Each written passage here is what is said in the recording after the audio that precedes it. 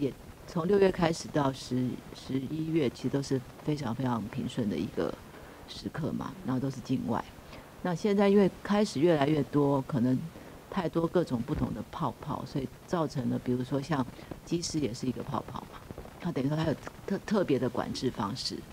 那这个显然就是成为了这次最大的破口。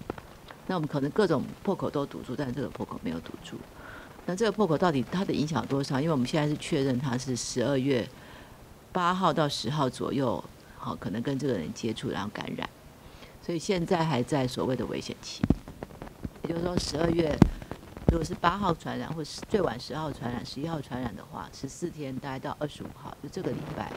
会是一个比较。如果他这14天有去跟人家在做接触的话，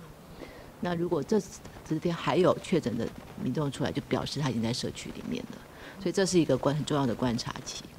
但是在我们很早市长就定调说，什么叫以后的新常态？新常态就是我正常的生活，但是我随时可能停掉任何一个可能有状况的事情，包括我上次讲的芭蕾舞团。我们还是让你办，但是到最后我们可能会最后停掉，所以你可能之前买的票3个月后可能不能看，这就叫做新常态。同样的跨年也亦复如此，我们准备好了，我们准备好要办。如果到跟着疫情的变化，到最后1天、最后2天，我们会做一个比较明确的决定。但是这就是一个常态，在现在目前为止还在观察中，当然就是防护为主，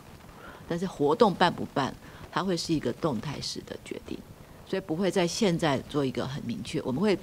把它规范 A 方案、B 方案、C 方案，规模大、规模中、规模小，到最后是线上转播。但是原则上，我们因为如果没有的话，我们就采取线上转播。那是最后我们会把整个